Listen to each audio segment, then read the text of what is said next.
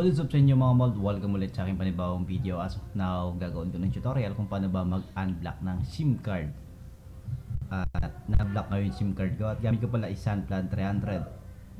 Ngayon di na natin maiwasan yung pagkakaroon ng data block kahit naka Sunplan 300 ka. Pero may trick naman kung paano ba i-fix or mabalik yung data connection mo. Kailangan mo lang magpa-load ng 100 pesos. Okay, tama. Yung narinig nyo, 100 pesos lang naman yung kailangan nyo dito para i-fix yung data block sa Sunplan 300.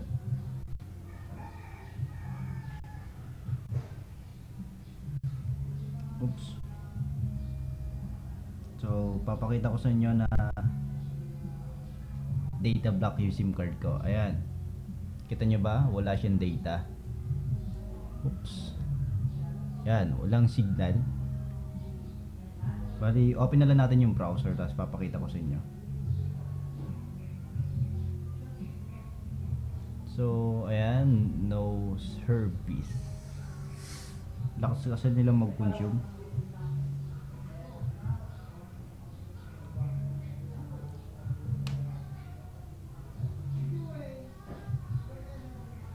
Open muna natin. Oops.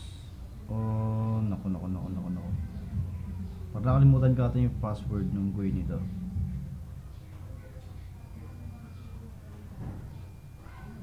So, ayun, nakalimutan ko nga. Hindi ko mapasok. So, ayan, basta nawalan ako ng data at lilipat na lang ako sa PC. Kung may phone naman kayo at pwede kayong mag-connect doon, hindi nyo nakalimutan yung password, pwede kayong gumamit ng Huawei Highlink. Ito application na to, pwede nyo i-download sa Google Play Store. Yan, hindi ko lang kung nakikita nyo ba na malinaw o hindi, basta so magpa-load lang kayo ng 100, tapos papakita ko na lang kung paano ba yung trick na dapat gawin through sa GUI mismo, kasi hindi ko ma-open dito sa phone, nakalimutan ko yung password, kaya lipat na lang tayo dito. Ito kanina yung gusto ko ipakita sa inyo. So gagawin lang natin, punta tayo sa browser, pero na-open ko na yung browser. Punta lang tayo dito sa 192.168.1. Open natin. Tapos, ayan, nakalagin na rin ako. Kita nyo, no service. Or wala talagang data. At yung setting nito is naka-LTE, kaya walang signal or something. Lilipat muna natin yung option niya. Lipat natin dito sa auto connection para makadetect kahit 3G or 2G man lang para makapag-text tayo. So, kita nyo nagkaroon ng signal pero 3G lang yung signal at walang data na pumapasok. Ang gagawin natin dito, punta tayo sa browser or browser, SMS. Click natin itong SMS at nakapag-load na ako nung 100 doon nakaraan. At na-block na rin kasi ako nung nakaraan kaya, ayun, share ko lang. Punta tayo sa new message. Yung number na input nyo dito is 222. 123. 222. Tapos, from on. Send. Tapos, wait mo lang mag-reply yung from on. Click natin yung okay. Tapos, wait natin mag-reply.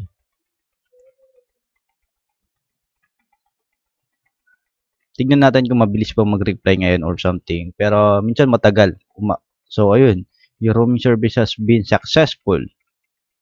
So, gagawin naman natin pag nag-reply na to at ganyan na yung message ulit. Input natin yung number 222. 123. Oh, yan. 222. Tapos, roam off naman. Tapos, send. Make it sure na nakapag-load na kayo ng 100 bago nyo gawin to process na to. Tapos, pagka-load nyo, roam on. Tapos, wait yung reply. Tapos, pag nag-reply, roam off naman. So, ayan. Wait na lang natin mag-reply yung roam off. Refresh. So, ayan. Your prepaid roaming service is now deactivated. Thank you for using roaming service. So, ganun lang yung gagawin nyo. Delete message. Then, tao sa outbox. Didelete din ako ng outbox. delete, inbox, delete. Then, ang gagawin natin ngayon, i-reboot natin yung modem. Paano ba i-reboot yung modem? Through GUI or sa web panel ng modem. Punta lang kayo sa setting, pero nakadepende pa rin kung ano yung gamit yung firmware. Ang gagawin pala natin, di pa nala natin yung network. Punta na natin sa LT or dito. Ipat natin sa frequency na 1,800. Apply. Successful. Natin. So, yan. No service pa rin, di ba? Ang gagawin natin ngayon, i-reboot natin para bumalik yung data. Punta tayo sa management at i-click nyo tong device reboot. Ang gamit ko pala na firmware is Polco version 2019, yung final. Na pwede mong lagyan ng telephone na gawa ni Sir Joel. Kaya credit pa rin kay Sir Joel at kay Sir Jerome nga pala. Para sa unang creator ng OpenVPN sa Modem 936. At credit din kay Kuya Edgar na gumawa ng panel natin na tinatawag natin na Ballnet 936. So, ayan. Wait na lang natin yung process na ma-reboot yung modem. Pero kung may Android phone ka, pwede mong gawin to.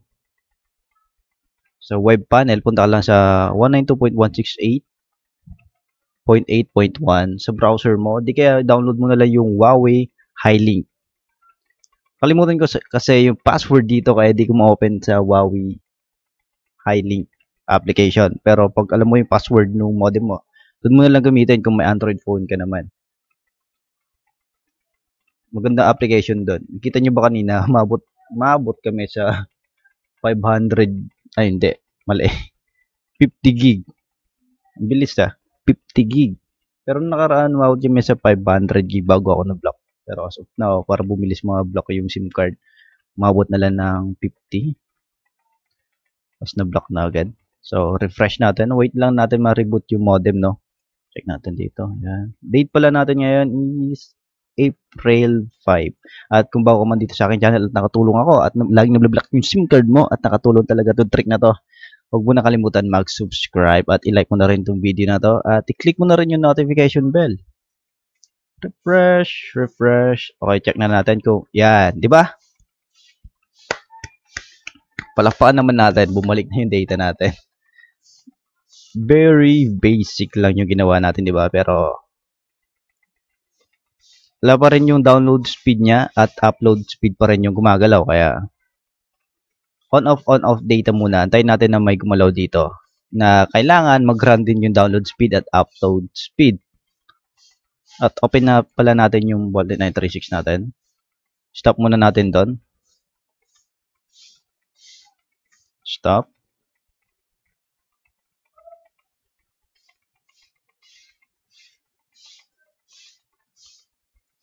Pili ako ng server. Save. Then, wala pa rin speed download. Upload pa rin yung pumapasok. Kaya, ulitin natin. On-off data.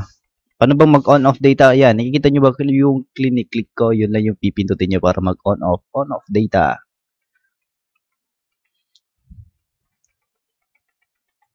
Pag pumalot na ng kbps, okay na yan. Yan, okay na yan. Open na natin itong Ballnet 936 natin. Click natin yung start. Logs.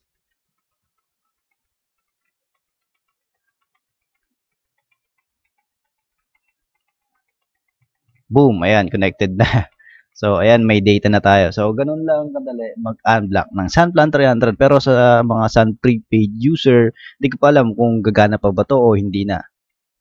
Kasi may nakapagbulong sa akin na pag nagamit mo to sa Sun prepaid, isang beses mo lang magagamit. Kaya kailangan bumili ka na lang siguro ng bagong SIM. Di kaya bumili ka ng Sunplan 300. Pwede ka naman kumuha or bumili sa Sun Store mismo. Kailangan mo lang ng 2 valid ID pero pwede kang bigyan kahit na meron kang 1 valid ID lamang. At pang cash out na 300 pesos. Yun lang yung kailangan mo. Isa or dalawang valid ID tapos 300 pesos at pumunta ka sa Sun Store. At bumili ka ng Sunplan 300 or sabihin mo Fix plan. Tama ba? Sun Fix plan ba yun? Basta, ganun. Sabihin mo na lang, Sun Plan 300 or Sun Fix. Basta, yun lang. Ulitin ko, like, comment, share, and subscribe kung nakatulong ako sa inyo mga mod. So, yun lang. Brrr.